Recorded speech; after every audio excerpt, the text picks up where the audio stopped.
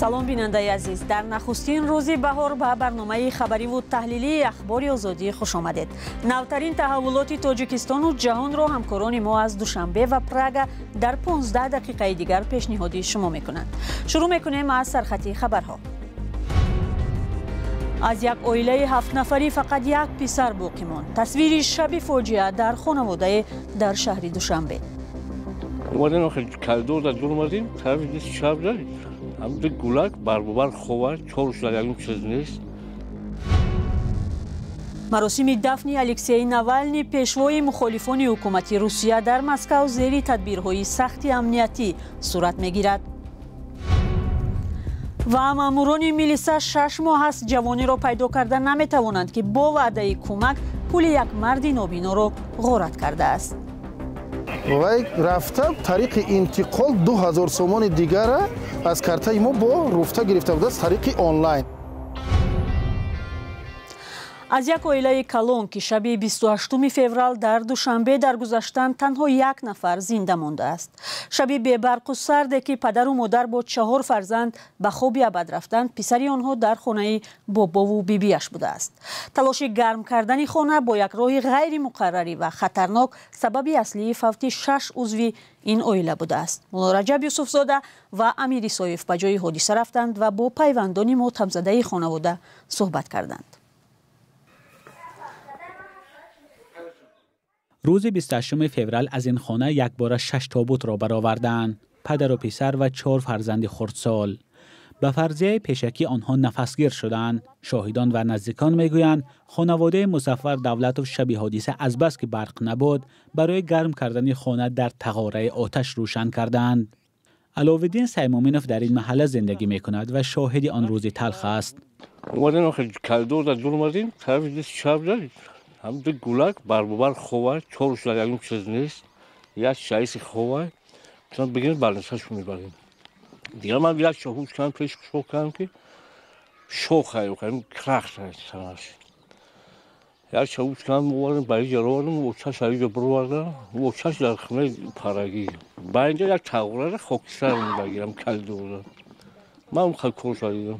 با گفته همسایه ها مظفر دولتوف از سال 2018 در این خانه در محله گروزواده دوشنبه زندگی میکرد. آنها صاحب 5 فرزند بودند که 4 نفرشان شب 27 و 28 فوریه در این منزل همراه پدر و مادر فوتیدند.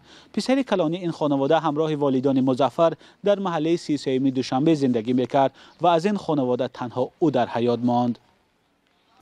ابوبکر یگانه نشان از مظفر دولتوف و همسرش است. او حال گپ زدن ندارد چون در یک شب پدر و مادر و 4 دادر و خواهرش را از دست داد. خانه بازارعلی لطیفوف در یک از خوابگاه‌های دوشنبه 3 روز با سیرادم است. خویش و تبار آمدند تا مرگ پسر و کلین و 4 نبیره را برایش تسلیت گویند. میگوید یک شب پیش از حادثه به پسرش زنگ زده گفت که همسر و کودکانش را گرفته به نزد او آید، اما مظفر دولتوف رد کرده است. وقتی که من زوانید میکنم میگم چیکار کردی ای بچه‌م؟ میگه که من اوزی قلقچه میکنم صندلی میکنیم میگه. کس مقصد خلنگ نخلنگ بوده که صندلی میکنم گرم میشه میگه تای کپا میگه صندلی میکنیم. بعد گفتم خیلی مایلی چی نکنم؟ گفتم نک صندلی نک یگان کار نکه بچه گفتم نک بخی بیو. زنگ‌های پیهمی بازارعلی به پسر و کلینش بی جواب ماند. همسایه ها تیره‌زر را شکسته می‌درآیند. مظفر دولتوف را با همسر و 4 فرزندش به بیمارخانه میبرند، اما دیگر دیر شده بود. صندلی کردن صندلی را در بالای استال موندن، در تگ استال نه در بالای استال موندن لخچه را در تغاره در بالای استال موندگیان. استال بالایش قدرش قریب سوخت است، قریب اما جوش معین نیاخی موندگیشون. تا این وقت گفته میشد اعضای این خانواده از دود انگیش ففتیدند. نزدیکان مظفر دولتوف فرضیه دیگر دارند و میگویند آنها در تغاره چوب و رزین روشن کرده بودند. به گفته همسایه ها کارمندان مقامات آمده بودند، اما نتیجه تحقیق مرگ اعضای این خانواده اعلان نشده است. مظفر دولتوف 38 سال داشت. به گفته نزدیکانش قبلا صاحبکاری میکرد ولی 2 سال اخیر به روسیه میرفت. 2-3 ماه اخیر باز بیکار بود. هرچند این محله به شهر دوشنبه وارد می شود، اما ساکنانش 1 هفته باز با مشکل برق می گیرند.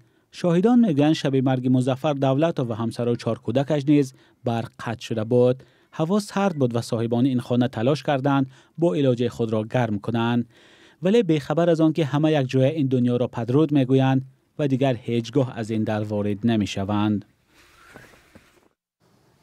مرگ اعضای یک عائله در شبکه‌های اجتماعی سر و صدای زیادی برانگیخت و بحث بی‌برقی را داغ‌تر کرد.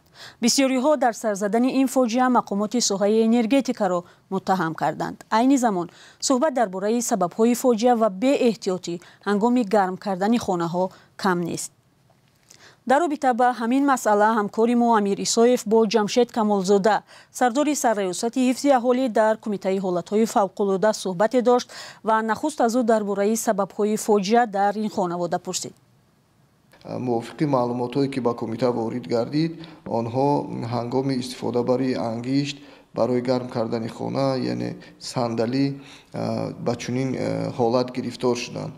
همون دود غلیظی که جدا می شود هنگام سوختن انگشت باید بیرون بالاتر از سطح خانه برآورده شده رود.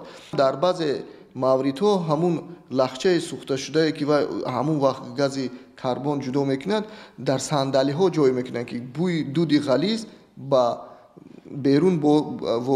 بیرون برآمده نمی رود، یعنی در درون خانه میماند. وقتی که در صندلی استفاده میبرند و بسیارتر بیشتر میتواند خطر را ایجاد کند. سوال دیگر از جمشید کمالزاده این بود که چرا با وجود هشدار و تکرار این گونه فاجعه ها در گوشه های گوناگون تاجیکستان باز هم هلاکت آدمان از دود انگشت به چشم میرسد؟ سبب اساسی آن رعایت نکردن قاعده بی‌خطری میباشد. یعنی که وقتی که همین عموما چطوری که من در بالا قید کردم تجهیزات ها باید با کارشایان باشند.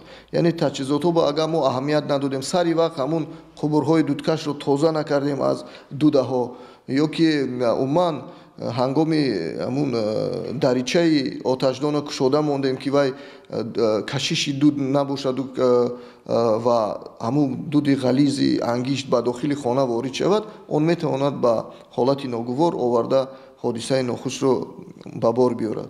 هنگام سوختن انگشت و نادرست بودن کشیش همون قبرهای دودکش و دودبرا گاز غلیظ که از انگشت جدا می شود، یعنی اساساً اکسید کربن یعنی اوگرن گاز مینامند، میتواند با عموما زهرالودشوی انسان آورده رساند و هنگام زیاد برآمدن این گاز میتواند با هلاکت انسان آورده رساند. و در آخر از گنرال مایور کمیته حالت‌های فوق‌العاده پرسیدیم که مردم چیکار باید کنند تا خطر زهرالودشوی از دود قاتل انگشت کمتر شود و فاجعه ها تکرار نیابند؟ تجهیزات ها رو پیش از اون که استفاده میبریم باید یک بار دیگر آنها رو یعنی دیده برایم، برای کارشایمی آنها دیده برایم، یعنی کشیشی همون قبرهای دودکش که هستند آن رو دیده برایم و عموما هنگام پیش از خواب روی این همه تجهیزات رو باید بینیم که یگانجا اخراج همین گاز اکسید کربن با داخل خانه نباشد و هنگام معین کردن چنین اخراج باید فوراً در ترزورو کشوده کنیم که هوای تازه وارد شود و عموما اگر انسان کم و بیش هم زهرالودشوی سر شده باشد باید با هوای تازه بیرونی خانه برآورده با هوای تازه آن رو جای کردن لازم می باشد و عموما باید فوراً با یاری تعجیلی مراجعت کنند. جمشید کمالزاده گنرال مایور کمیته حالت‌های فوق‌العاده تاجیکستان درباره هلاکت 6 عضو یک خانواده از دود انگشت و راه‌های پیشگیری از تکرار شدن چنین فاجعه‌ها صحبت می‌کرد.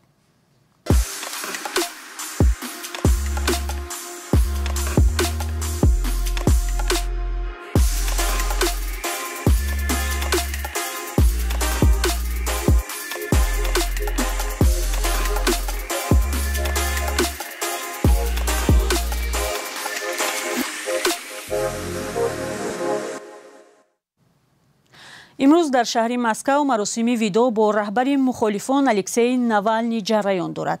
با وجود تدبیرهای بسیار سختی امنیتی و شمار زیادی پلیس هزارها نفر به مراسم حاضر شدند. خیرامان بقازاده در این باره گزارش می‌دهد. در میان آنهایی که به مراسم دفن آمدند، خویشاوندان و نزدیکان، طرفداران و مخلصان نوالنی می باشند. نوالنی 47 ساله بعد 3 سال حبس روز 16 فеврал در محبس Ямало-Ненецк درگذشت. مقامات به خویشاوندانش گفتند که او هنگام گشتزنی بیهوش شده جان داده است، ولی طرفدارانش و کشورهای غربی باور دارند که او را کشتند.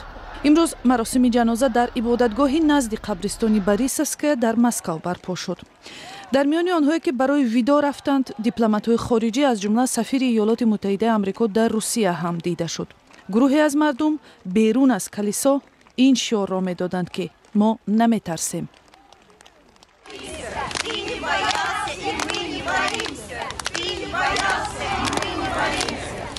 برخی به ضد جنگ اوکراین شعار دادند، دیگرها ضد پرزیدنت ولادیمیر پوتین صدا بلند کردند. محض او را همسر نوالنی یولیا نوالنی و رهبران غربی در کشتار این رهبر مخالفان گناهکار می‌دانند. نوالنی یک مخالف سرسخت پوتین بود که درباره فساد و رشوه‌خوری در بلندترین سطح حکومت از جمله خودی پوتین تحقیقات انجام می‌داد. برمیگردیم به تاجیکستان. یک مرد نابینا در دوشنبه 6 ماه باز جوانی را میجوید که با بهانه نیکی او را غارت کرده است. اصلیدین جلیلوف میگوید یک جوان با استفاده از کارت بانکی او پولش را گرفته است. مقامات انتظامی هم ظاهراً پرونده و شکایت این مرد نابینا و محتاج را فراموش کردند. ادامه سرگذشت غارت مرد نابینا در گزارش شهلای عبدالله و مولا رجب یوسفی.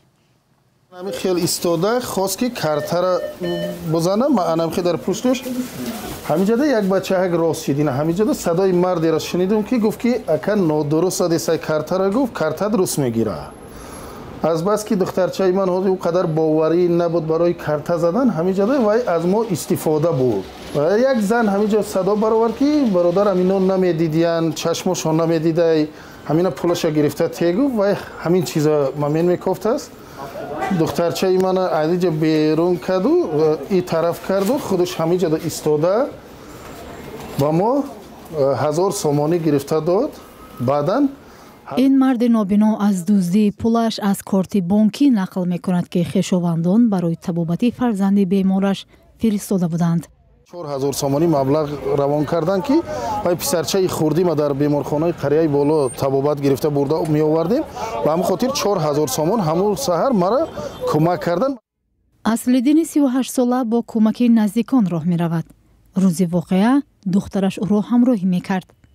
می گوید جوان می بایست که از کارت بانکی 3000 سومانی دیگر را هم گرفته به او می داد، اما 1000 سومانی را گرفته فرار کرده است.